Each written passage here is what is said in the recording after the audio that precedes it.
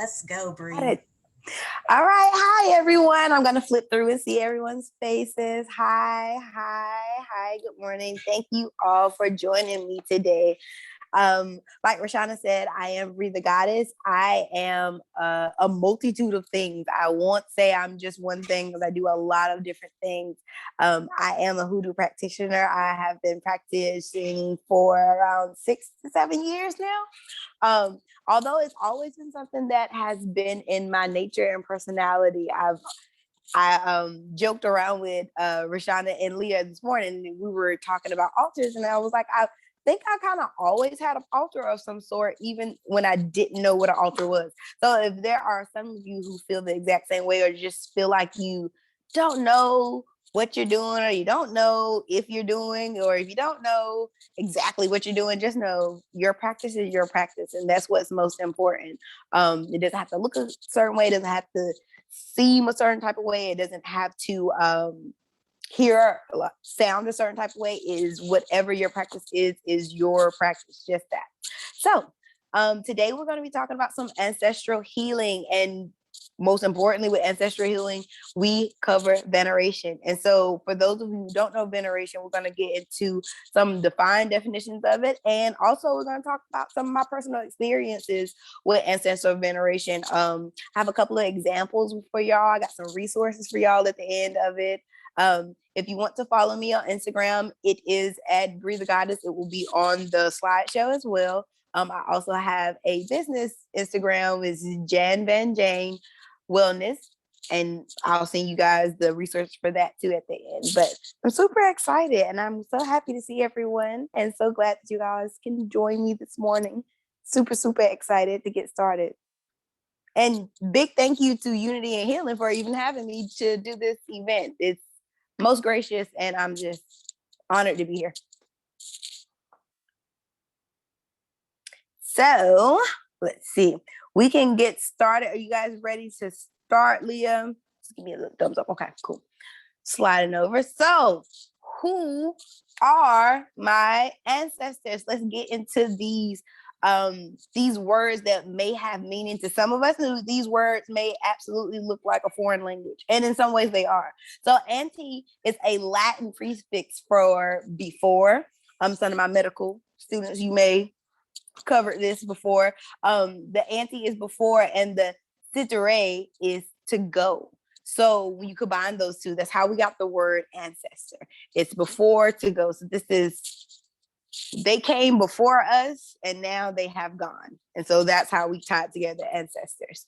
In African spirituality, we refer to our ancestors, especially in the Yoruba culture, we refer to our ancestors and those before us as the Igun. And that translates to bones, and bones, skeleton, representation of skeletons there. We also have the Gede of the Vadu culture. Now, I will explain to you guys that what we are covering today is hoodoo spirituality, ancestor veneration.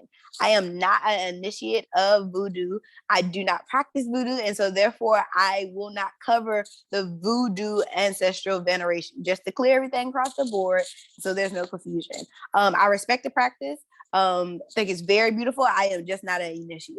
And so also in Haiti, the Gede are a family of spirits, and so they have Gede Day, and they have celebrations for those spirits. And also in Mexican culture, we have Day of the Dead. Some of you may know of Day of the Dead, where there's a day of just celebration, laughter, joy, to celebrate those who came before us and honor us, and really, really look out for us beyond their transition and beyond this realm. So why do we need our ancestors? Like, who kind of got an idea of like who they are and who they are, people that came before us, or people who are closely connected to us, and to our family line. What can they do for us?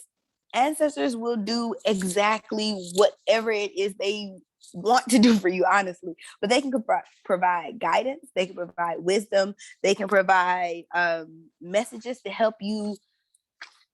I won't say help you, to provide clarity for you on your journey while you're healing. And they're also there to receive some of the same love and honor and respect that they may have not gotten in this realm.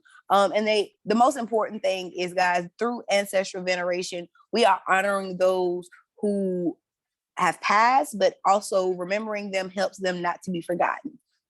I don't know if anyone's ever seen the movie Coco, but that movie is a great example of honoring the dead before they are forgotten.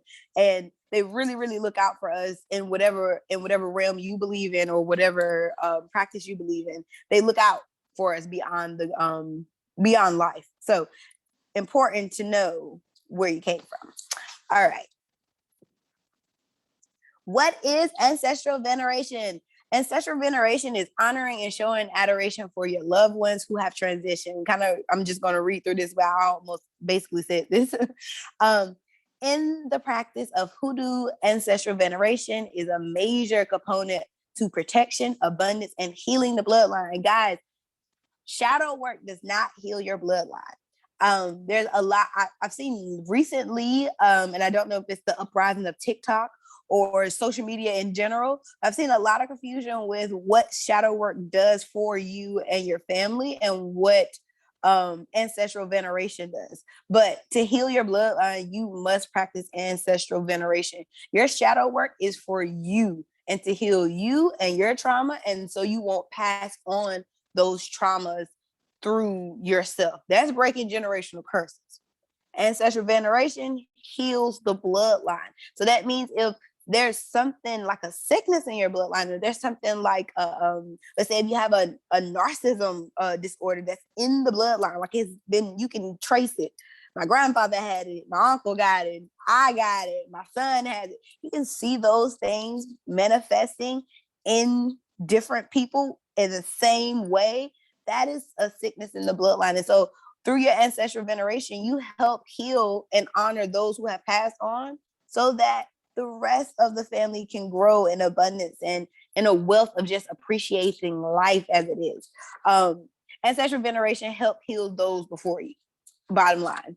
So it is important to try to help those beyond life heal themselves, because they are still dealing with a lot of things. If you've known someone who's passed, and maybe they passed of a drug overdose, for example, someone who may have passed from a drug overdose, and they never really came to term with anything before they left, you venerating them is going to help them come to peace. And so they may move on through their next process smoothly and still provide protection for you along the way.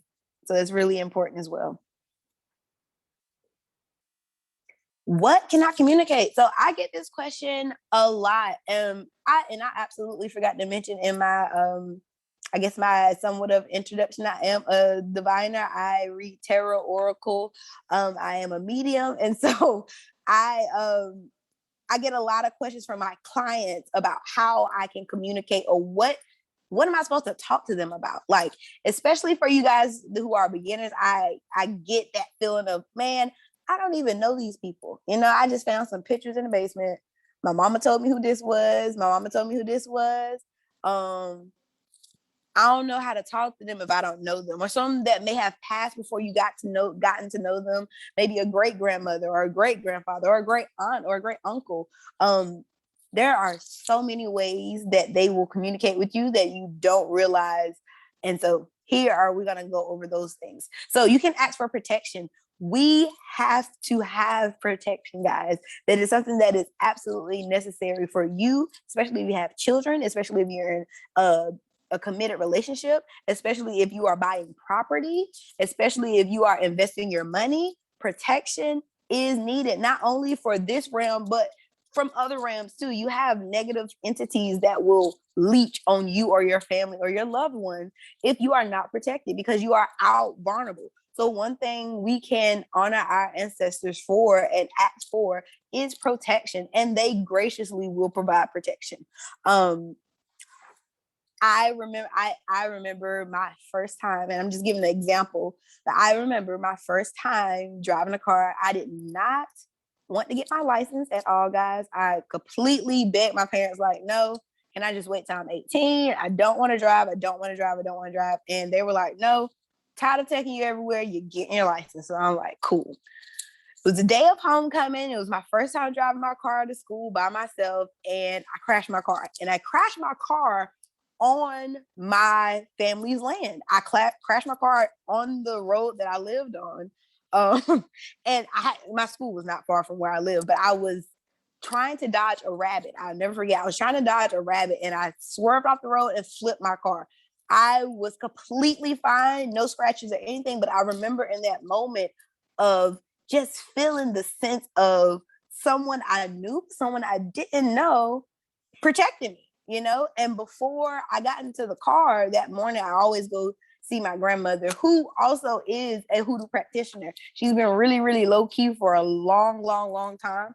But she finally came out to me about a couple of years. So I'm excited to connect with her on some of those things. But she blessed my car before I left that morning. And I thought about it recently when I was doing like some research and just writing down notes for this event. And I was just like, wow, I didn't ask for the protection, but she asked them to protect me that morning, and look what happened, you know? And so that's just an example of how that protection and that ancestral veneration is so important. Ask for the protection. And you don't just get protection just because you in the blood. Like, that's not how it works. They can't just interfere without being invited. You have to invite someone to protect you. It's just as, I was going to say almost, but it is literally just as important as consent. You know, they will not intrude in your life unless you ask them to. Okay. So ask them for protection. That is one major thing that I would suggest everyone to start with protection of the home, protection of the body, protection of the mind, protection of your mental, your spiritual, your emotional health. I mean, just whatever you need protection from personally, start there, and that's where you're gonna go. So what else can you do? Divination before any magic. Now, I know a lot of us in the group may not even want to practice hoodoo, and that is totally fine. You can practice ancestral veneration without practicing magic. And when I'm talking about magic, I'm not talking about black magic. I'm not talking about, again, I'm not talking about Badu. I'm not talking about Santeria. I am talking about hoodoo. So what hoodoo is a bunch of dried herbs, a bunch of fresh herbs, a bunch of blessings, a bunch of hexing, and a bunch of protection and love and abundance and wealth and prosperity, and all of those mixed into one. But one thing we do in our practice is we ask before doing any work. And your divination is you asking permission from your ancestors on what you should do. So let's say I'm very, very angry with Leah, and Leah just, she just keeps getting on my nerves at work. She keeps spreading rumors. She keeps telling everybody things that aren't true about me. And I'm really, really getting really, really tired of Leah. And so I decide I want to put a hex on Leah. And so before I put this hex on Leah, I say, okay, I need to sit down and talk to my people. Let me sit down and see what they say. And there is where you get your answer. You know, you sit down, you ask for divination, you ask for the discernment, you ask for the clarity, and you ask for what you are looking for in that situation. Now, divination, even if you don't have your own tarot cards, you can book a reading with someone and get divination that way. And divination doesn't always start with cards. There's bones, there's coins, there's shells, there's pendulums, there's cards, there's different types of cards. There's so many different types of cards. There's dice. There's so many different ways, and especially in the African diaspora, of how we use divination to get answers and seek clarity. So before any magic, before any work, whether it's a money spell, whether it's a love spell, whether it's a prosperity spell, I will get divination first. I will do my divination first, because I need to make sure that I am not being greedy. I need to make sure that I am not interfering with anyone else's life. I need to make sure I'm not bringing harm to anyone else's life without a good reason. You know what I mean? You have to provide those things for you, because sometimes, guys, we react out of our emotions. And your ancestors, once you ask for that protection, they're protecting you from all of that. So that's why divination is so important before practicing any type of anything. You could practice a love spell. You can practice a love spell and tying yourself to a man, a woman, or anyone or a thing, anything. You could tie yourself to something and that may not be what's for you. You know, they might be abusive to you. They might be narcissistic. They might gaslight you. They might not even provide the type of love that you deserve. So asking for divination really prevents yourself from getting into those sticky situations where you were like, dang, I wish somebody would have told me. And that's what divination is for. So really quick, I want to show you guys my first real tarot deck that I connected with as far as my ancestors. I only use this for my ancestors. I have a completely separate one that I use for clients, but this one is my personal one, and it's the Hoodoo Tarot deck. And I'll have Rashana attach this to some of the resources that I'll be sending out. But I just want to show you guys. I want to say her name is Tiana, but I'm not sure. But Tiana Lee McCullough. She is the creator of this deck, and she did such a great job. And it covers so much information, history from going all the way back to the diaspora. She covers history. She covers the imagery. She covers the plants, the herbs, the moon cycles. Like, it's so much rich information, and she has spreads on how to communicate with your ancestors. This is a staple, okay? Ancestor Veneration, I got the best clear answers while using this deck, and I'm gonna randomly pick up one so you guys can see it. And this is the Two of Knives, but the imagery, the quality of the cards, and just the messages behind when you get them, I mean, they're very clear. The cards almost seem to kind of yell at you. They're so clear. Like, it's great. But that is an example of a tarot deck that you can use if you want to invite divination into your personal practice. That is a deck that you can invest in and get. And I think they sell it. I bought this from a metaphysical shop, but I'm more than positive Daddy Bezos has it on Amazon. So you can more than likely find it on the Amazon site. But going back to the slide and slide back over. Devotional prayer. And so this is one of my favorite ones because a lot of people think, oh, I'm not really super religious. I'm more spiritual, so I don't really do prayer. But devotional prayer can be your prayer to your ancestors.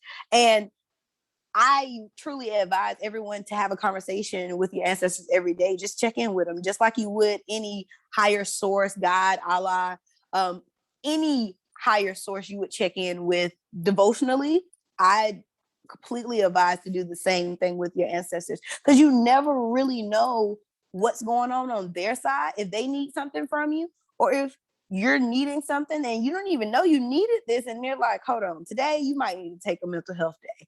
Okay, that might be the message you get after a devotional prayer in the morning. And the devotional prayer does not have to be long. It doesn't have to be long-winded.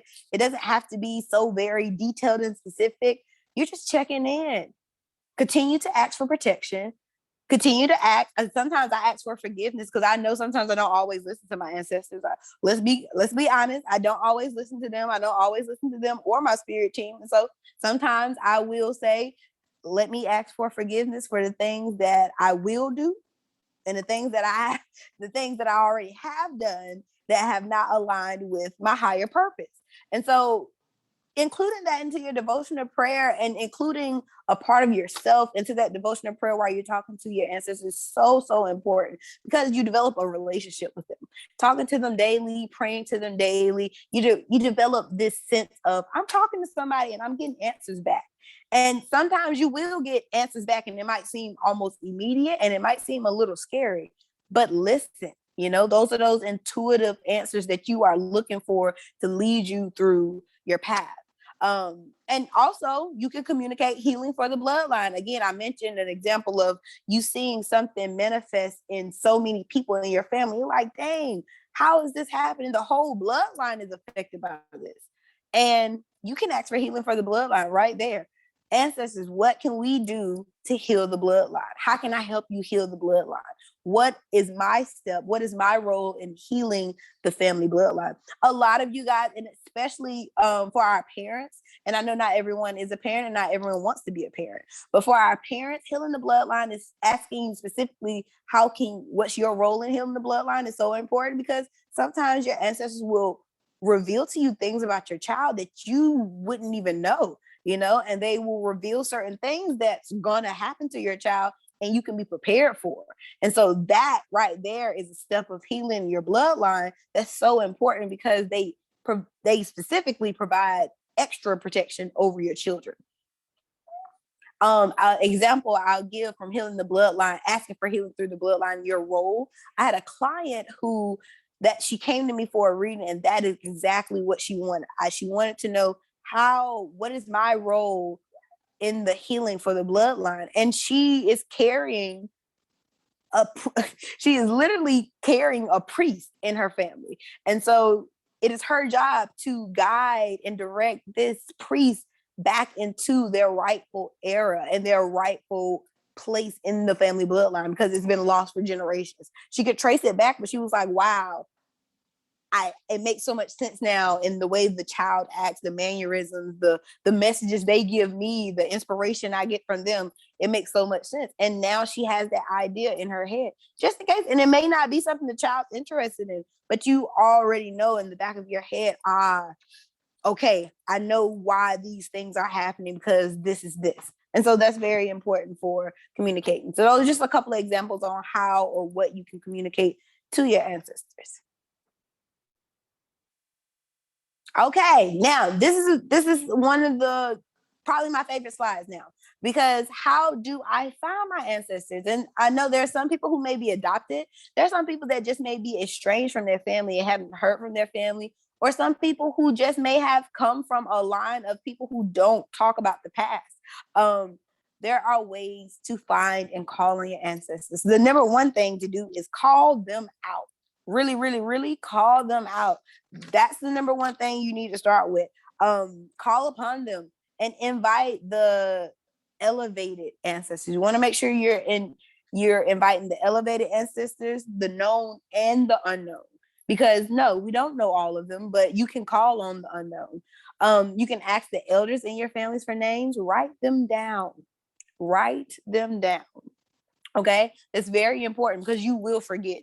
And don't feel bad if you forget. Don't feel like, I can't even remember my ancestors' name. You will forget. It's just a natural thing. But once you use that name, you have it written down in a journal or a piece of paper or somewhere where you know you're never going to lose this document, you will start to call on them more often, and you will start to build that connection and that bond with them.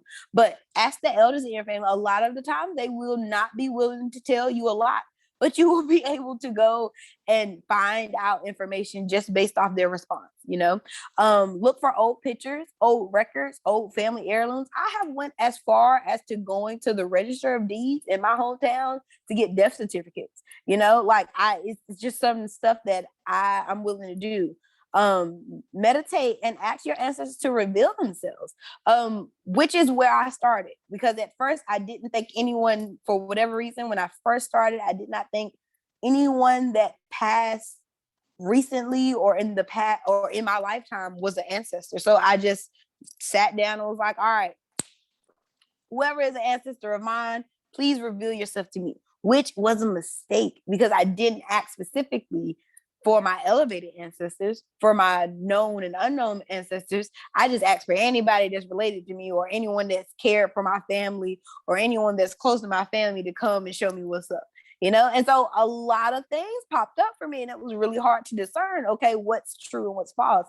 But knowing, I'm giving you guys the tools now so you won't make the same mistakes. There's an ancestral hypno meditation that I'm going to link through Rashana at the end of the message. And I think this one is pretty short. There's a longer version. There's one that is 30 minutes, and there's one that is like an hour long. I absolutely recommend doing the 30-minute one before doing the hour one. The hour one will put you in a trance for just that, an hour. And I don't know about you guys, but it's very, very strenuous on the body. It's draining, and I don't recommend anyone doing that for the first time. And do all of these things before making your altar. Also, I wanted to add to this as well. Reputable mediums get multiple readings, and this is a process, guys. Don't do this all in one week. Don't do it all in 1 year. But you can go to reputable mediums and ask questions. Ask them about your ancestors and your family. Compare the notes. Get a reading from somebody that's reputable and someone else that's reputable.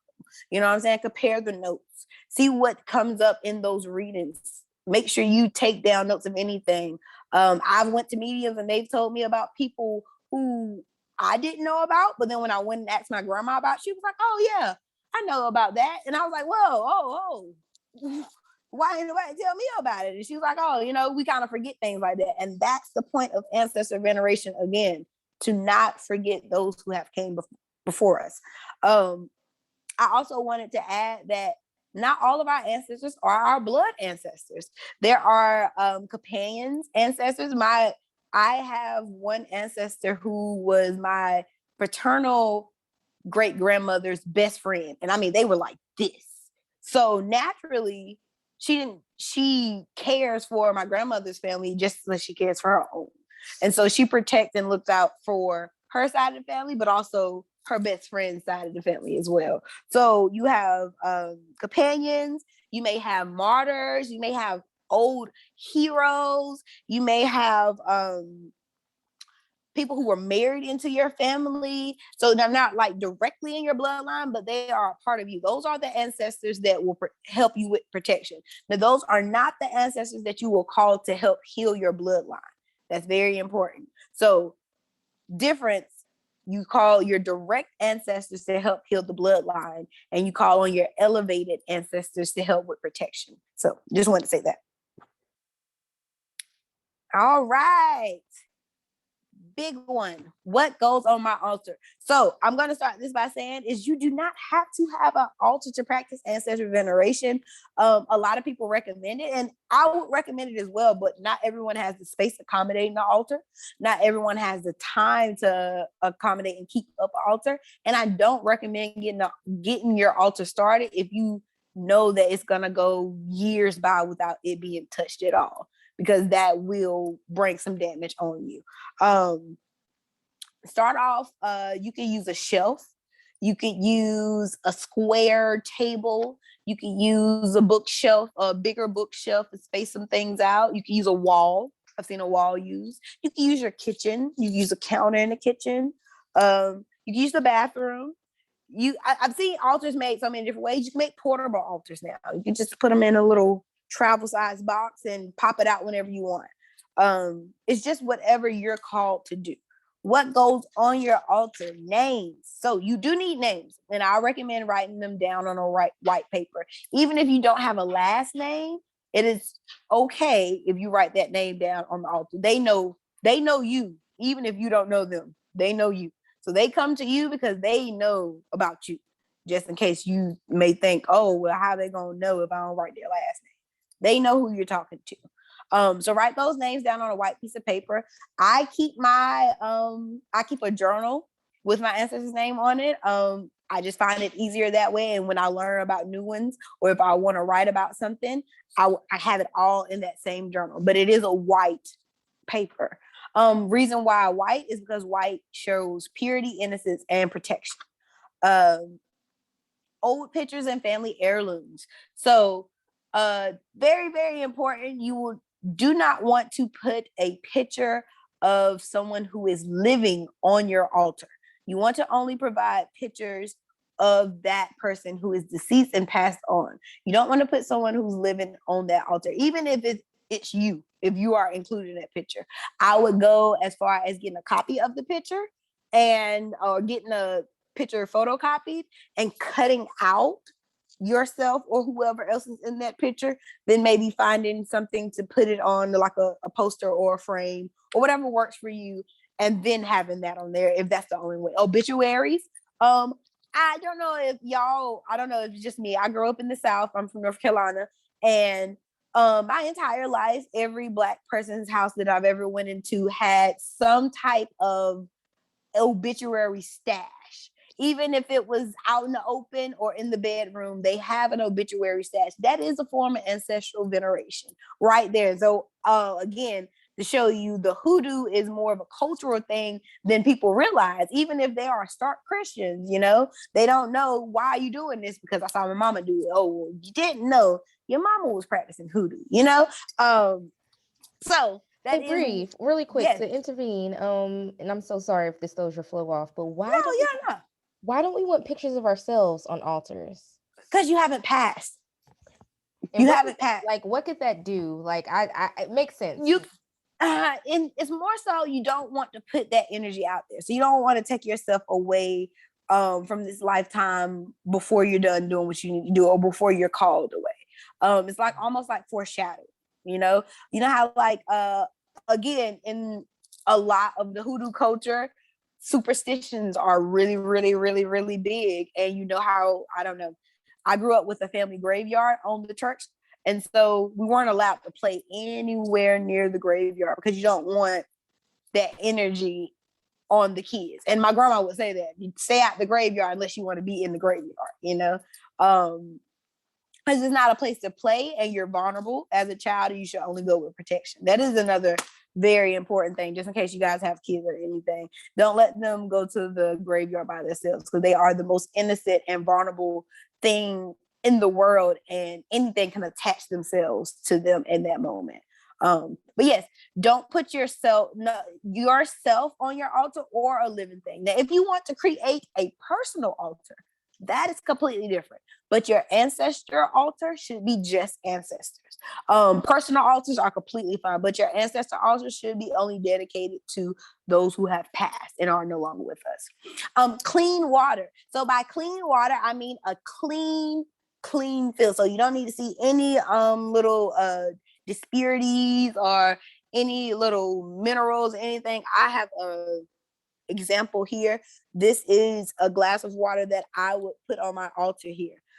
Sometimes this is another superstition. Not everybody believes this, but some people say that when you have a glass of water on your ancestral altar and you see bubbles, those are the spirits coming to visit and get a drink. I like to keep my glass clear. It doesn't have to be a clear glass. It doesn't have to be a fancy glass. It could be a cup. It could be a plastic cup. But water is life. It flows. And so constantly we want to give our ancestors the thirst. We want to quench their thirst, and we want to give them that sense of flowing through life again and help revitalize their energy through the other side. Yes, let me scroll back. Keep forgetting not to scroll back. Candles. So any candle will work, guys. Just be very careful, okay? You can use tea light candles like this little random tea light candle. I use the white ones. Again, white is most associated with spirits, any spirit family, and mostly ancestors. And I keep looking over to my left, guys, because my altar is over there. So I keep looking over there just to make sure I can see everything, and if I don't forget anything. I like to keep tea light candles lit, and if I want to sit with my ancestors, I always light a candle, and it's almost a way to invite them into sitting with you. You can notice the flame. Sometimes the flame will dance with you. It'll rise high and low when you talk to it. It's just something about fire that brings that connection, and you really want to have all four elements present on your altar. It is very, very hard to constantly keep rotation of four elements on your altar, because you have to, again, clean water. So over time, water will be drinking down, and you will start to see the water go down a little bit. So you need to replenish it. Clean the glass out, smudge it, incense light it, however you choose to cleanse that glass, and refill it with some clean water. Same thing with your candles. Once they're burned all the way out, you need to replace them. I keep feathers on my altar. Most of my direct ancestors were agriculturists, and so feathers are really, really significant to them because they took care of livestock mostly their whole life. And I actually have chickens, and I used to have ducks, so I usually keep random feathers around, and I'll put them on my altar, and that is a representation of air. And so you have the fire, and then you have water, and then you have air. Now for earth, incense, crystals, and I have crystals here. Some really, really good crystals to put on your altar would be a clear quartz, a snow quartz. Clear quartz being just overall all-purpose crystal. I really, really love clear quartz on the altar. Selenite is also a great one. Amber protects our energies, so amber is a good crystal. Also, jet and black tourmaline, they are really, really, really good for protection.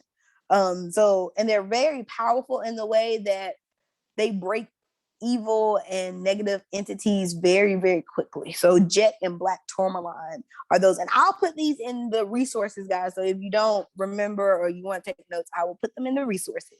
Also, aquamarine. So I found that putting crystals that align with communication really, really helps with communicating with your ancestors. So aquamarine, fluorite, those are really two good ancestral communication. I tried lapis lazuli and I did not feel a connection with it. Please don't let that deter you from trying any other crystals.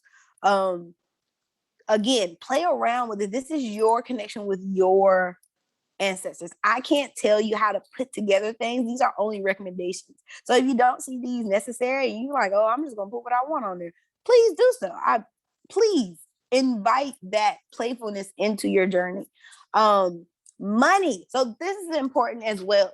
Ancestors have debt, okay? If my grandfather died and he was in debt for $1,000, that debt still stands today. And so my job is not to pay off his debt in person, but I will pay off his debt so he can have that debt paid off in his afterlife. So what I mean by that is random dollars I find, I put it on my altar. Extra money I have, I put it on my altar. Change, especially silver coins. A lot of people will tell you not to put pennies on the altar, but my ancestors love pennies. So I clean them really good, cleanse them with whatever I want to cleanse with, a cleanse stick, a smudge, Florida water, whatever that may be, I want to cleanse with, and I put them in a jar and I keep it covered. I do not recommend taking any money off your altar. Once it's on your altar, it is no longer for you. It is their money. So there's some practices where some people may burn money. I will not recommend you guys to burn money, even if it's the ancestor money with the Jade Emperor on it. I don't recommend doing that because, again, it doesn't signify them being able to pay off that debt. And so burning the money does absolutely nothing, if you ask me. So I don't burn Jade money or ancestor money. I keep cash. If I get a 20, I smooth it on there. I've seen people that have close to $8,000 on their altar and they keep adding it. And those are people who are wealthy and always finding money, keeping abundance on it. You know what I'm saying? You keeping them paid off in their afterlife, they're going to keep you paid off in this life. And that's how that goes. Offerings. So really, really, really, really, really, really want to feed the spirits. Okay. They are very picky though. So I will say that what works for your ancestors will not work for other people's ancestors. You tailor that relationship to yourself. Once you start finding out small bits and details about them, you can start cooking for them.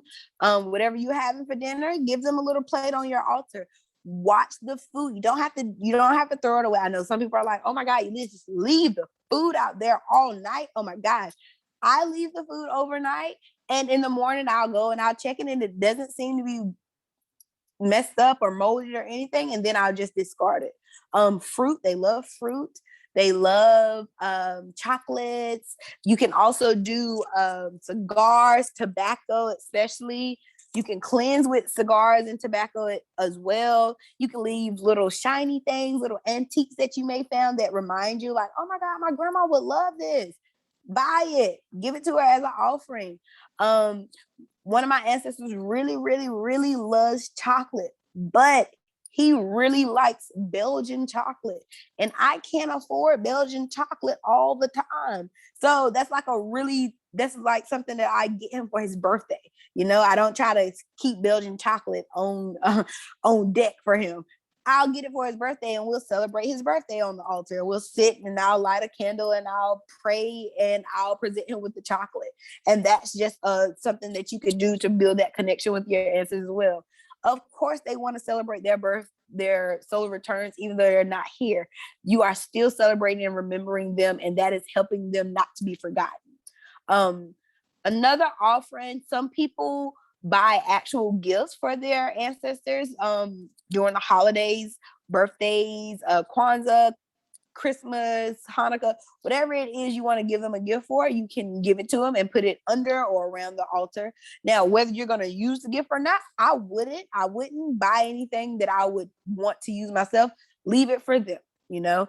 I want to go back and say the family heirlooms. I took some jewelry from one of my ancestors after they passed, and I put that on my altar as a just so they could have their things, because of course they have attachment to material things too. So they have their jewelry back now. And so that's something that I know that there was always something when they were here and present with us, they would always look, oh, where's my jewelry? You know, I can't go nowhere because I ain't got my jewelry on. So I made sure to include that on their altar. I think that covers it for the altar. And we're gonna have a Q&A, guys, so you guys please hold on to your questions. Which ancestors do I work with? Again, you want to work with the ones who have been elevated and have pure intentions for you and the bloodline. So we all know that not everyone in our family wants the truly best for us in the blood.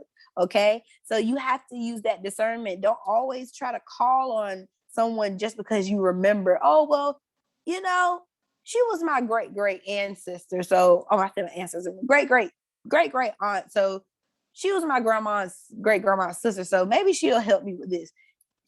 But you know for a fact that her and your great grandma didn't get along because your great grandma accused her of doing something. You know what I'm saying? Just take some discernment and really, really think about some of the decisions before you work with certain ancestors. If you know that an ancestor that wasn't completely kind to you while you were present here, while they were present here, and you kind of can remember that trauma, don't try to work with them right away. Maybe something will present for you once you do your own shadow work and you heal from whatever trauma that is that you're holding on to. But don't work with them until you're ready to work with them. And that's important as well. Don't work with any ancestor until you're ready to work with them. It doesn't have to happen overnight. It's not an immediate process. And this is something that you are keeping up for generations. You know, ancestor veneration is not just going to stop with you. You start it. And if you have children, you teach them this is what we do. And they teach their children this is what they do. Some people may choose not to follow along with it, and that's your choice. But you started that. And so you know where it ends and where it begins. Okay, here are some ancestral veneration tips. Question everything you are read or told, even the stuff that I'm telling you today, right now. Question everything. Question everything, because once you start questioning everything, you will start to develop a quench for knowledge, and you're going to research and do your own readings, your own research, and you'll go into your own journey of ancestral veneration. And it should be just that, your journey of ancestral veneration. What may work for you may not work for others. So I know that we all have the strong desire of putting everybody on to stuff that we do, especially when it starts working out for us. But you have to realize that you are on a different journey from everyone else, and what may work for you may not work for them. You may try to get ancestral veneration from, maybe you try to put your sisters or your brothers on, and like, okay, I've been venerating grandma, so you need to do it now too. And they like, whoa. I ain't with all that, you know? No, I'm good on that. You can't force it on people. They will naturally develop that curiosity when it's time. Communicate with your ancestors daily. Again, I really, really recommend this more than almost anything else on this tip list, because you will start to develop such a strong relationship with them. And it's a little different. I know that we have our daily prayers in religion, and those can be very sacred as well. But when you're communicating with your ancestors daily, you start to feel that in your blood, you know, like every morning you start to feel something grow in that bond. It's like you're bonding with them just like they were here on this realm. And so that's something very precious. And it's okay if you forget. I'm just telling you, like, it's all right if you wake up and be like, damn, I didn't venerate the ancestors today. I didn't talk with them today. That's okay. Spend a little extra time with them at the altar tomorrow. when you remember, but do make it a priority because it is important. Embrace the power of your bloodline. All of our bloodlines are very powerful, you know. We all have a sense of strength and a sense of courage in our bloodline. Every bloodline is also different, you know, but we all have to embrace what that power is. My bloodline power may not be the same as Leah's bloodline power, but that's the beauty of it, you know? So embrace the power of your bloodline and what it can do for you and generations to come. Make your altar space yours and make it work for you. Absolutely. Make it yours. Whatever you can afford to do. You can get an altar done from Dollar Tree if you wanted to. It doesn't have to be glamorous. It doesn't have to be like this gaudy piece of like masterpiece that everyone has to look at when they come in your house. It doesn't have to be simple, you know. You don't have to make it simple. If you want to make it this gaudy piece of masterpiece that you don't want everyone to look at it, though I'll get to that later, but you don't want everyone to look at it, but you can make it as lavish as you want it to be. Also, I want to say keep it clean. It is very necessary to keep your ancestors clean. Again, I told you, replace those burnt out candles, replace the old water, give it a good wipe down in Florida water or whatever cleaner of your choice. Come through with your sage stick, your cleanse stick, whatever you decide to cleanse your space with. Come through and cleanse it every once in a while. You know, wipe down some of the photos. Make it nice and neat. If you've been given food offerings, make sure there's no stains and there's nothing on the, if you decide to use a tablecloth, you don't have to use a tablecloth. But if you decide to use a tablecloth, make sure you wash it every now and then. Give your ancestor altar a good wipe down and clean at least weekly. Just put your eyes over it. All right, is everything clean on here? Cool. You want to make it like it's an actual presentation for them. Work with your bloodline before working with any other deities or working with deities. And I highly recommend this as well. A lot of people, once they get started with ancestral veneration, then they decide they want to call on certain gods and goddesses.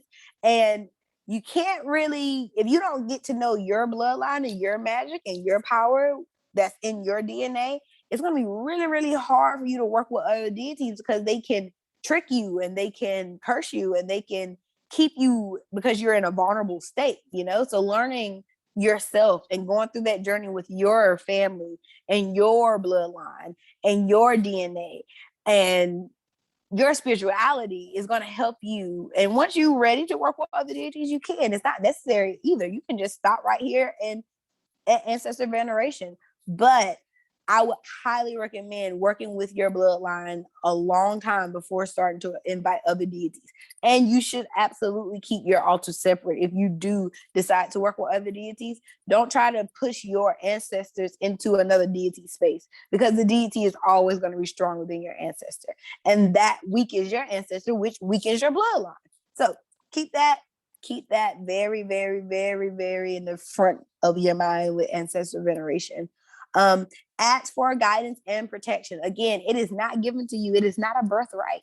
You have to ask for permission and you have to invite them into your life and invite them into your spiritual practices. Again, communicating with them daily, those things build that trust. But you have to ask for the guidance and protection. And not everyone should see your altar. So this is very important. And a lot of people feel a lot different about this. Some people like to put their altar on social media. Some people like to take videos and pictures with their altar. Some people will send pictures of their altar to other people. I do not recommend this at all. You're making your ancestors very weak by sending their energy and their offerings off to other people. So now you have different eyes on their sacred and special space. You know, this is a sacred space and it should be treated as a sacred space. Now you don't, if you want to cover your altar when people come over to your house, that's up to you. If you don't want nobody seeing it but you, that's up to you. You can also make your altar very discreet. You know, it doesn't always look like an altar. Again, use of bookshelves and bookcases and stuff. People would be surprised, you know. But yes, I do not recommend that everyone should see your altar at all. And I would highly advise people to not take pictures of your altar, because again, that picture is capturing all that is in that moment right then, you know? And things change. They may be capturing a spirit that might be eating off of an altar, you know? And you can't see the spirit in the picture, but the spirit is trapped in that moment and in that time. And you don't want to keep that energy around. Okay. Another and some more ancestral veneration tips. Make your ancestral veneration personal. Again, make it personal. This is your journey. All that I am doing is giving you suggestions and giving you tips. You don't have to take it. And I respect you. If you want to say, you know, I took that class with Bree the Goddess and, you know, I just didn't resonate with anything. That's fine. I'm just glad you came. I really am. But make this personal. Do your personal research. Do your personal studies. And you will find that things will align with what you need in your life. Sit at the altar. I 100% recommend this as well. Just sitting there, you can meditate there, but sometimes just sitting there and just looking at everything on your altar, closing your eyes, and you feel at home. That warmness and that invitingness that you get sitting at your altar is top tier, top tier. Meditate with your ancestors. Again, top tier meditation is with your ancestors. I will link those ancestor meditations at the end of the thing just so you guys have them. Tribute part of your garden to them. This is such a special thing that I do. I'm not sure if everyone else who practice ancestor veneration does, but again, a lot of my ancestors were agricultures. So naturally, I dedicate part of my garden to them. I know my grandmother really, really loved black-eyed Susan flowers. So I plant them all over everywhere in the backyard, and they just grow. And I never cut them. I just keep them. The girl, those are yours. You know, sometimes I'll put those flowers on her altar. And she receives them then, but I also have tomato plants. My grandfather loved growing tomatoes. That was his like crop. Like that is his thing, growing tomatoes. And so I put a little stone in my tomato plant that says his name and his birth date. And that's his little dedication in my garden. That's another way of an altar as well. Say a prayer out loud to them. Now, I recommend saying prayer out loud to them when you really, really, really begin to start your ancestral veneration, like the very first time you're talking to them. I invite you to say it out loud. That's so you can build your confidence and you can be heard loud and clear. You're hearing yourself asking for protection and guidance, and that's important as well. Speak their names. You know, once you find out those names and once you learn of those names, and even if you don't know their names, what you may think them, call them mother, call them father, great grandfather, great grandmother, you know, call on them, speak their names. That also brings essence and life back into them. And so they're not forgotten. Cook a meal for them, bring them gifts, praise with them. Now, this one is important, especially from all of us who identify from the African diaspora, because praise has been something that we've done throughout all time. And it's something that's tied in all the way back. I mean, you can go back centuries and centuries and centuries, and praise is something that we've always done together. So turn on some music. It doesn't have to be binaural beats. It doesn't have to be African drums. It doesn't have to be gospel. It doesn't have to, whatever you want to appreciate with your ancestors. Take that time and praise with them. Dance, you know, take your shoes off, please. Go outside and turn on the speaker. Go inside and turn on the speaker, you know, let yourself be free with them. And you may start to feel a little bit like someone's dancing with you in the room. And that's exactly what you want.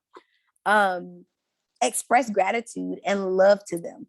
Tell them that you love them. Express that you're thankful for you to be. And part of those devotional prayers can be gratitude and love. Wake up in the morning and I say, thank you, ancestors, for protecting me and guiding me along my journey.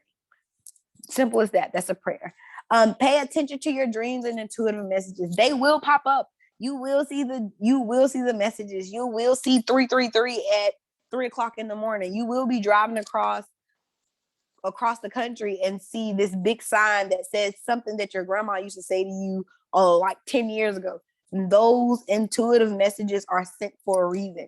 You may be walking through the house and you smell the cologne that your grandma used to wear and you haven't seen her in 15 years.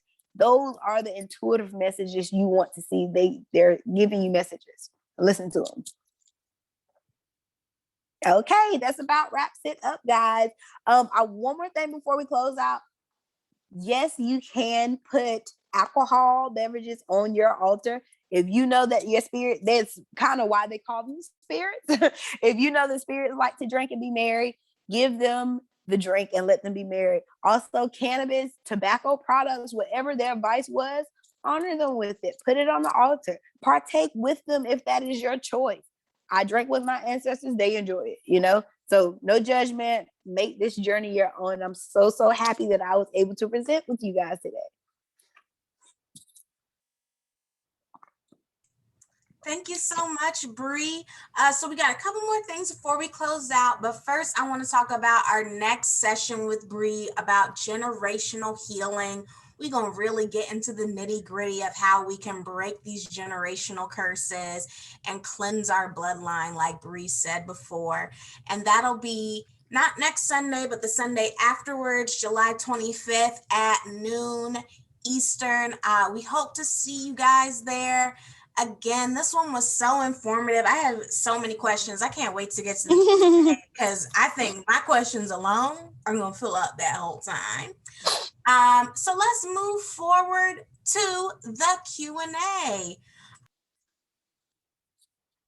There we go. Oh. We would love to hear from any of our attendees that would like to answer any questions. I don't know if we've gotten questions in the chat, but we could start. Let me look in the chat. And guys, there are no such thing as a stupid question. So please ask any questions. Okay, Bree, I see one in the chat for you. Do money spells work? Yes, if you believe that they work, they absolutely work. But it starts with your belief in how they work. You can manifest anything you desire with your belief. So always remember that. But yes, money spells do work. You have to put your magic into it and your power and your intentions into it and make them work for you. I hope they answered the question. That was a good one. You said make them work for you. I'm going to write that down.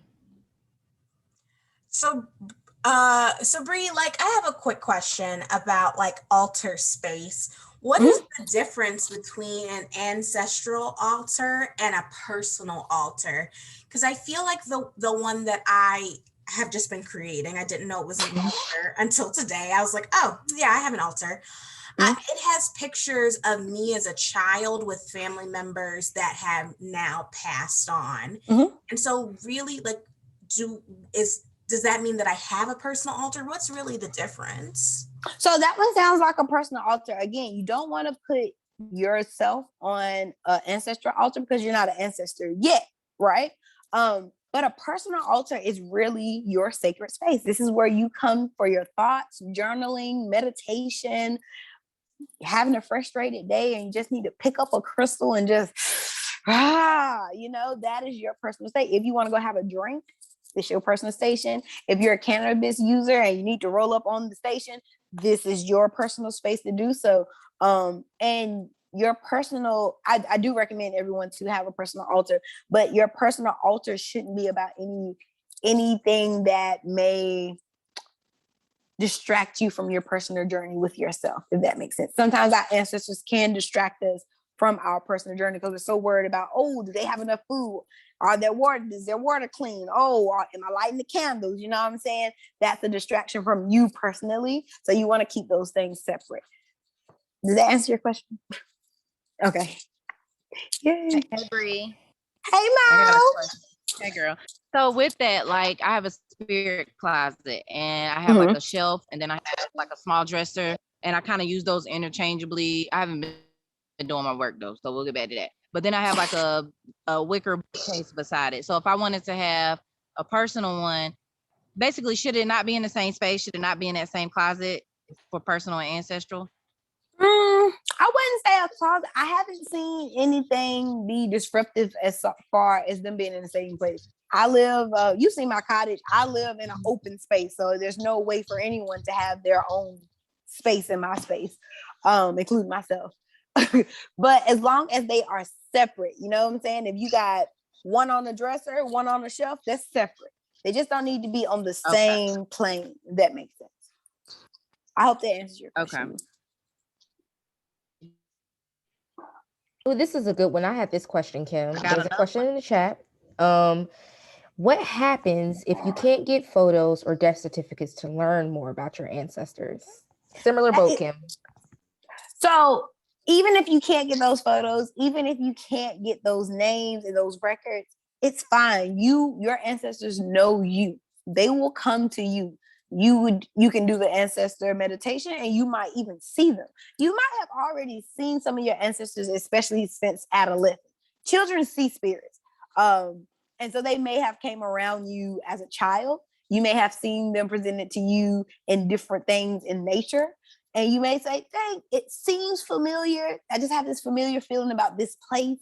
I have this familiar feeling about this name. I have this familiar feeling about like this dream I used to have as a child. And those are your ancestors trying to communicate with you. But once you start to build that connection and actually communicate with them, you will feel a lot more comfortable. You don't need the names and you don't need the pictures. It's just a better way to feel connected to them when you do. But you can still feel connected deeply without the names and the pictures. Don't feel discouraged.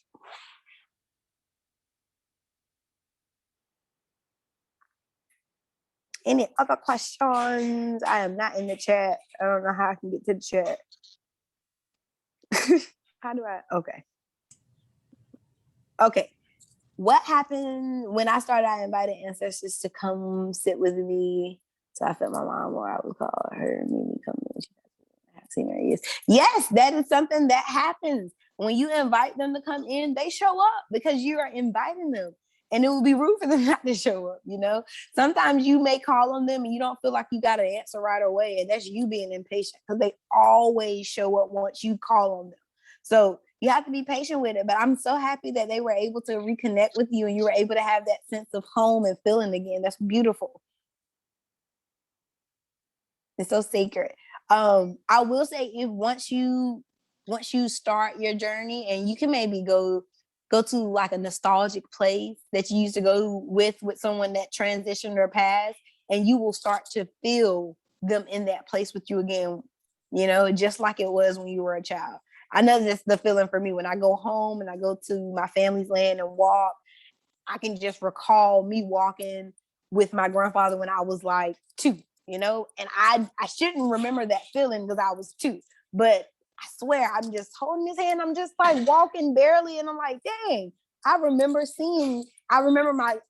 living this once upon a time. So having that really, really helps.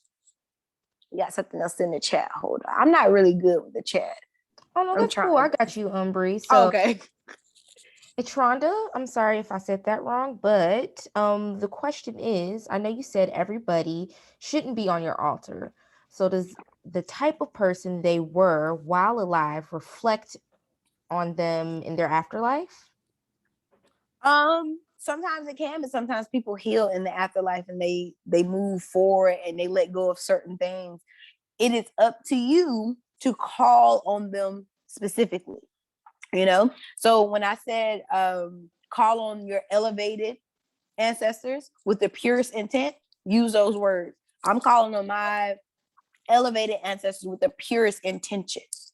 And even if they haven't changed in the afterlife, they still may have good intentions for you.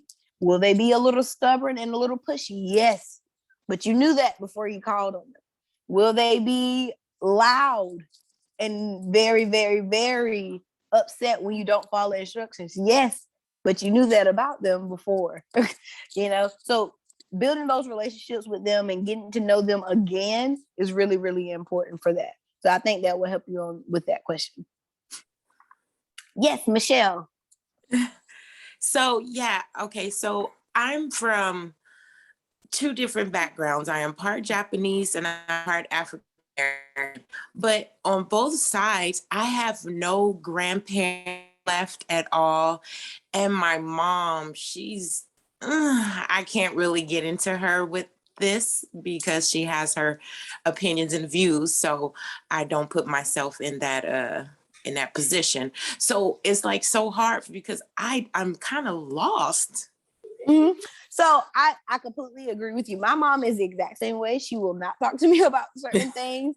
She will ignore questions, but I do it anyway. I'll bring it up and not even tell her what I'm bringing it up for. And I'm like, Mom, tell me a little bit about your childhood with your mom, or tell me a little bit about your childhood with your dad, or what did y'all do as a family for this holiday, or when did y'all start this tradition? Also, prying. I go through my mama's closet. I mean, I found pictures of my grandparents that I didn't even know exist. And I'm like, what is she hiding this for? I'm not going to steal your pictures, but I am going to take a picture on my phone, or I am going to get it photocopied so I can have it on my altar, So being sneaky like that, if you can, and if you can't get a true response from your mom, it's okay. That's her piece. You can't force that on anyone, but stay true to your practice, and you can still call on them and get answers from them directly.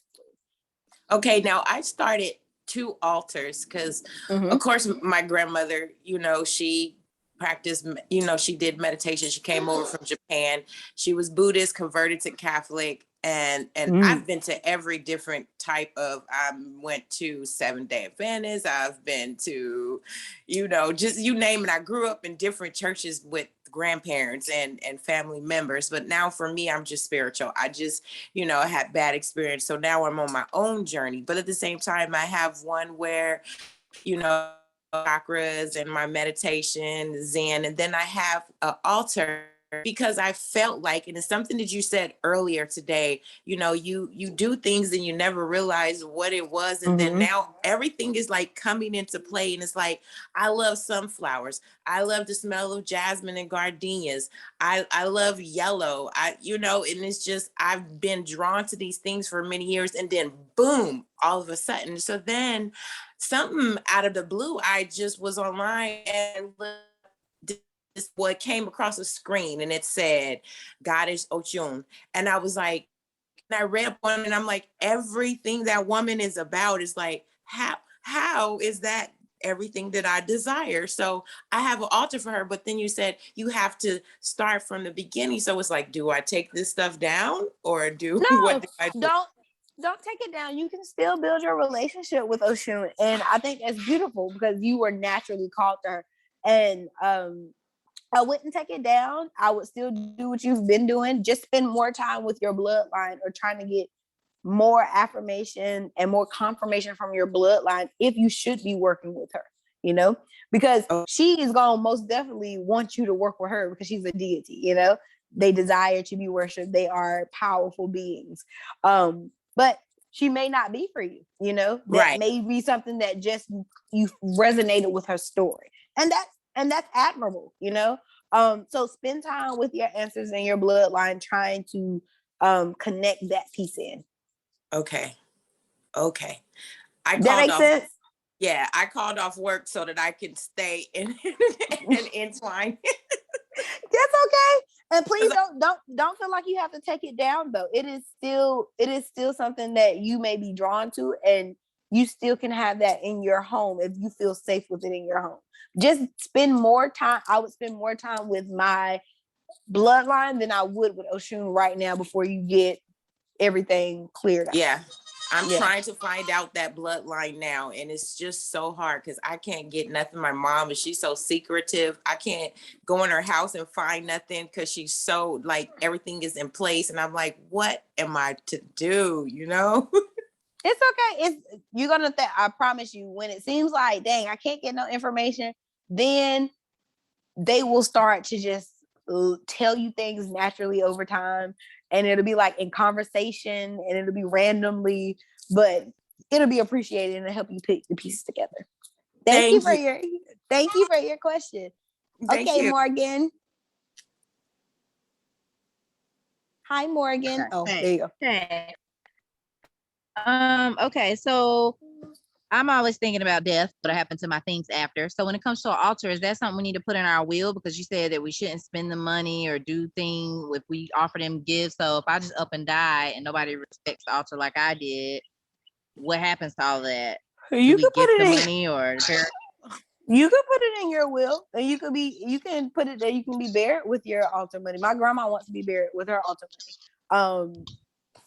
it's what your personal choice is. You can gift it to someone, but you yourself should not use that money because you are gifting it to them. But yes, that is a very great question. Yeah, because I was like, okay, I hear you not doing, but what if I die? Like, because I had an uncle, I mean, I had a godfather that died, and I have his picture on my altar, and I know it's not a bloodline one, but he was big on like saving change, and so in a way, I add change to the altar for him.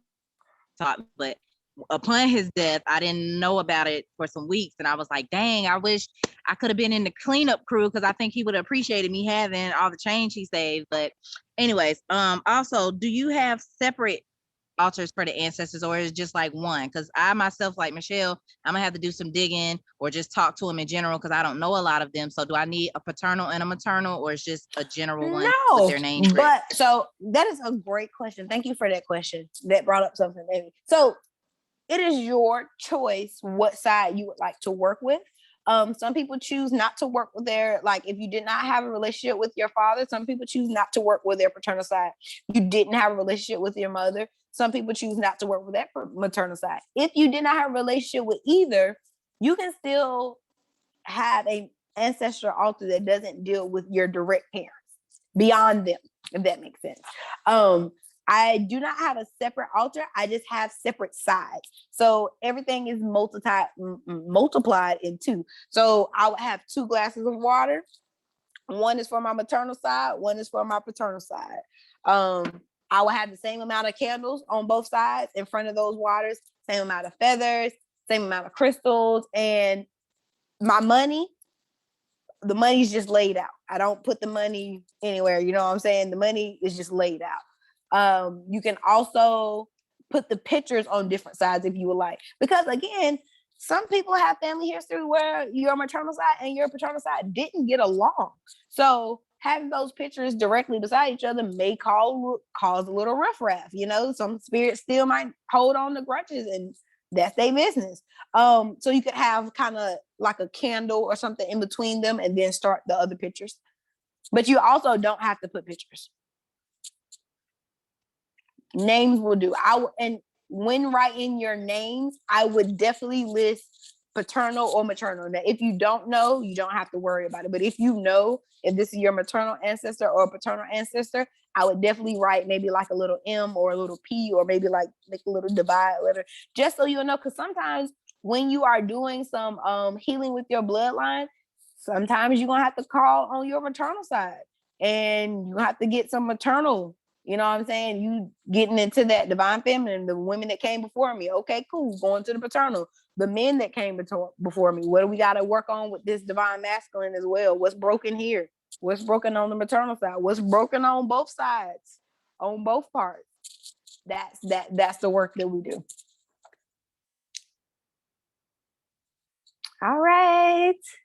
Anybody got any other questions? I feel like someone has a question that they're scared to ask. Please don't be afraid to ask a question. I have a question, but I wasn't scared. Okay. So it wasn't you. It wasn't you. So you said that when we call on our ancestors, we need to be very specific. So what if you haven't been specific? And is there a way to like pull back from that ancestor that maybe doesn't have pure intentions for you? Or do you just have to you made the mistake, now you're open? No. You can cut ties with anybody in any realm, any way. You can always reverse and uncross and everything. So the easiest way would be to let them know that you no longer want to have a relationship with them. Say it out loud. I don't want you here. You're not welcome here. Your time here is done. Now, if you notice that spirit and that energy is still lingering around, then you do a cleansing, a banishing. You could do a cord cutting ceremony. Write their name on one candle, write your name on another, tie a cord around, a rope, not a real cord, tie a rope around it and burn it and sever that energy. Put their name in a bottle and freeze it. Keep them, you know what I'm saying? Keep them away from your energy. But you would most definitely have complete control over what entities you want to work with. And that not just goes for your ancestors, for any entity. You know, you can banish any entity and tell them you no longer want to work with them. Okay, thank you. You're welcome. Let me see. I think I had something in. Oh no, I completely clicked off. Hold on. Yeah, Morgan has a few really good ones in the chat. So first, can we use the word ancestors and God interchangeably, or can we make both of those practices / worship separate? That's a good one. You, I actually want to know that one too. so that is a personal choice. I'm sorry, my camera cut off. Hold on. Okay, I'm back. That is a personal choice. I have used them interchangeably. And sometimes I still will go back and choose one. But I do feel like some of the gods and the deities are our ancestors. You know, the stories that I've been told, the stories that I resonate with, that is something that I feel connected to. And so I do recognize them as some form of ancestors. I will tell a lot of people, I have no idea, but I think Eartha Kitt is an ancestor of mine. I have no idea how it happened, but in ways that I cannot describe, she has looked out for me more than, and she pops up randomly around me. And I don't know. She is just one of those things that happen. And I look at her as a goddess. You know, I don't look at her as just as a celebrity that passed away. I look at her as a goddess. She was very intuitive and very protective over a lot of different things. Also, I have a lot of people. I know people who pay homage to Harriet Tubman and Sojourner Truth as ancestors, recognize them as ancestors, and have tributes to them on their altar as well. That is also another way. Even if you don't want to work with your direct bloodline, you can honor Harriet, Sojourner, Frederick Douglass, Marcus Garvey, you know, whoever you're called to work with. But again, ask for the elevated version of that person. If they're not elevated, really don't want to work with them, because it's not going to be good for your sake. You know, for their sake, it's good when anybody works with them, because now they are not being forgotten and they can cling on to something. They're getting the love that they lack, and they will suck it out of you. So definitely be cautious about that. But I use them interchangeably. I recognize them interchangeably. I still would keep my ancestor and my my deity or God's altar separate. I still would keep them separate. Was there another question in the Yes, chat? there is. Morgan came through with another really good question. So, yes, what if the things our ancestors like go against our personal health beliefs? You know, like a meat and offerings of cigarettes and stuff. What's up? So this is really, really good. I'm so glad you asked this question, Morgan, because I had the hardest time with this. And I'm looking over at my altar and I'm laughing because I know they pissed. Because I transitioned, my family was on a farm, okay, y'all? They had hogs, chickens, all of that. We ate everything. I had pork every day growing up. Terrible. And I gave up pork in high school, and my family lost their mind. Like, why are you giving up pork? Are you okay? Then I slowly started giving up chicken and turkey, and they're like, you're losing it. Beef came, fish came, and now I'm full plant-based. And so they are having a hard time because they do not eat what I eat, but I make it anyway. You know, I give them the fruit, I give them the greens, because it's healing for the bloodline. You got to remember, you are healing your bloodline. What they may have consumed, they may have not known that it was good, it was bad for them. No one may have educated them or informed them on how bad this was for them. But it's okay. I'm gonna make it taste good, and you're gonna get it anyway. Because your spirits are not gonna be as ungrateful. But you'll know if they don't like it. You will know if they don't like it. It'll be very clear. But they're gonna get it anyway.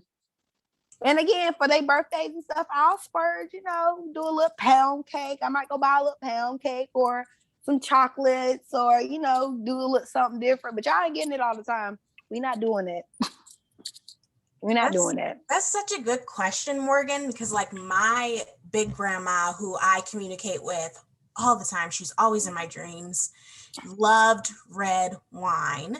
And I don't drink. And so now I'm like, oh, I should probably give her some red wine, because she do be helping me out all the time. Give it to her on her birthday. It's okay. You don't have to invite anything in your house that don't really belong there. But you could buy like a little reserve bottle wine gets better as it ages. Keep her a little one reserve bottle, fill her up her glass every birthday. Girl, she gonna be doing stuff for you out the blue.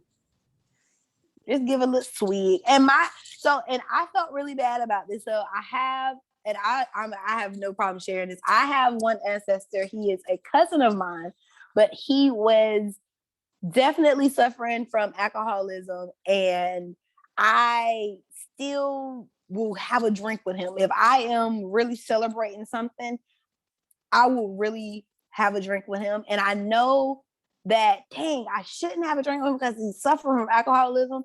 But I also know that as a child, he was the giddiest and happiest man with a drink in his hand. And that's how I remember him. I don't remember him when he's sober. My mom has tried to talk to me and like, you remember him when he was sober. And so I'm like, no, the only time I can recollect and recall in my memory, he had a drink in his hand. There's the picture that I have him on my altar. He has a drink in his hand. So that's how I remember him. And I don't feel bad about having a drink with him every time because that's the vision of him that I remember. So don't feel bad about giving them stuff that you don't approve of. It's just discernment whether what you want to do with it or what you want to bring in your house. Definitely. Yes, Morgan. Loving your questions, by the way. Oh, no, I can't hear you. Oh, it got your hand raised. I don't know if you have a question or not. You might not have a question.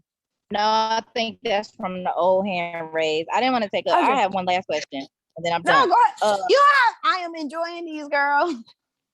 So what's the difference? You said something about not tapping into the deities until you tap into your own bloodline. You said that they were stronger than the bloodline. Why is it that they're stronger? They've been here longer. The deities have been here before time can tell. They've created this world for us, is the stories that the background for the deities come. So they absolutely will overpower your ancestors. And yes, they can do things quicker and stronger, but you have to make promises to deities and you have to uphold those promises. When you don't uphold those promises and those commitments, things can go left really quick. You know what I mean? And you can send your life into turmoil just by trying to keep up and appeasing your deities. And that's why I say work with your bloodline first. You know what I'm saying? Because they are strong. Oh, they are strong and they are powerful, but they're not quite as powerful as a deity or a god, and they're not quite as demanding because these are gods, these are deities. This is power that we as humans do not know. You know what I'm saying? This is a power that we cannot obtain or hold, and your ancestors were humans, so they could not uphold or obtain that power as well. So yes, I hope that answers your question. But great question. Really good question. We have another one in the chat. Atronda wanted to know, this might be crazy, but what about like family pets? I know they're not blood, but I've been wondering about that. Good one. Yes. So this might creep a lot of people out. But again, I told you guys my grandmother has been a practitioner, an undercover practitioner for, I guess, I don't know how long. She won't really give me an answer. But so what she has done for her pets, her family pets, and to honor them, she takes them to a taxidermist and she will either have them stuffed and then she will keep them in her little shelter area that no one's allowed to go into. Or she will boil the body and take the bones, clean the bones, and she uses the bones for divination. And that is a very old, common African tradition. It's called you just using the bones as divination. And it's a way to keep that animal in the family. But you can also put them on your altar. Pets can also be forms of people from their past lives.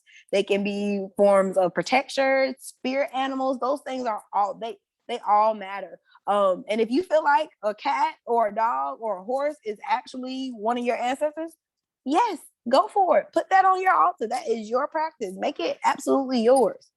It's not crazy at all. Not crazy at all. Beautiful. All right. Any other questions? Nope. So guys, when we close out, I really wanted to do a guided meditation with you guys.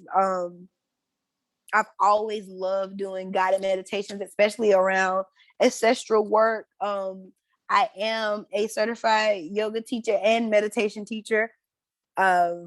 So this is something that I really like to include at the end of this conversation. So if you guys don't have any other questions, I'm going to give one little click through, see if anybody got any questions or hands raised that I may have missed. Okay, any questions? So feel free to turn your camera off if you desire. You want to come into a comfortable position, whether you're sitting on a seat, whether you are outside, you can have a seat or you can stand up. This won't be long. Just going to try to ground ourselves and get a final connection with our elevated ancestors. Wherever you feel comfortable, you start to roll the shoulders up towards the ears and then slowly bringing them back down.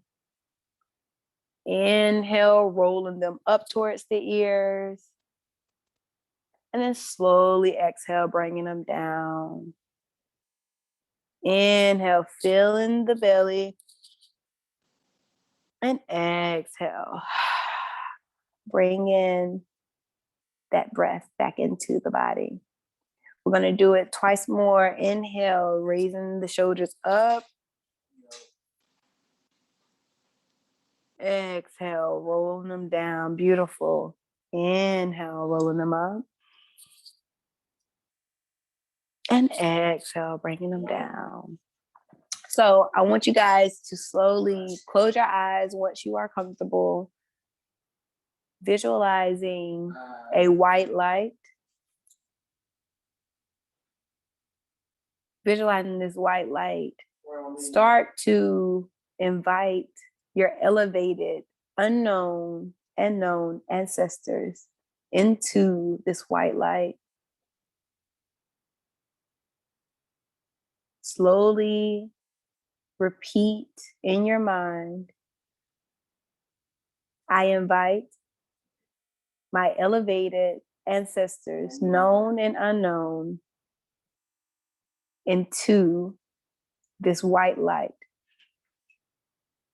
I invite my elevated, unknown, and known ancestors with purest intentions into this light.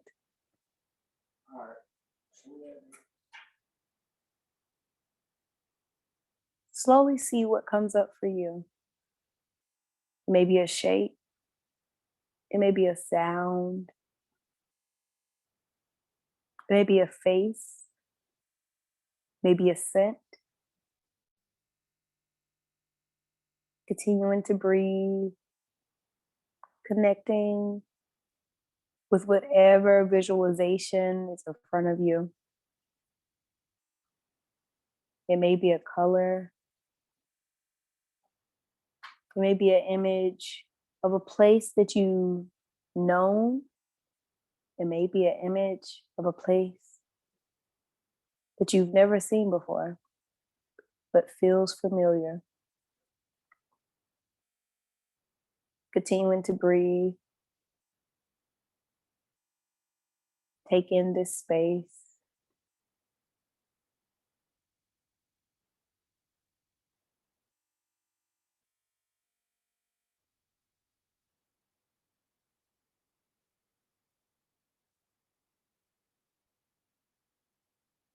And slowly, we're going to say goodbye to whatever image, shape, color, face, visual that may be in front of you. And return back to the white light.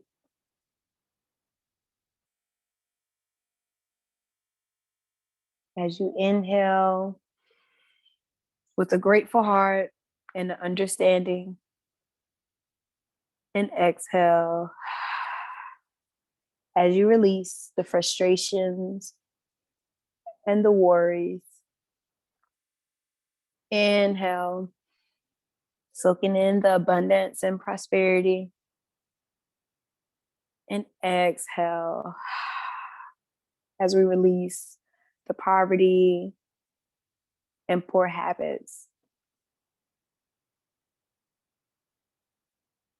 And once you're ready, you can slowly start wiggling your fingers, wiggling your toes, and slowly blink your eyes open back into this space whenever you feel comfortable. Let me give everyone a couple of seconds.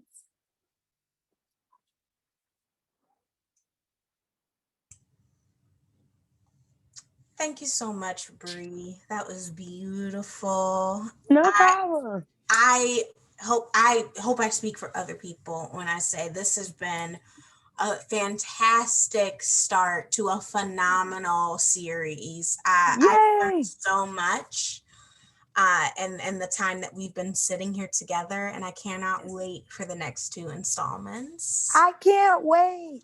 I can't wait.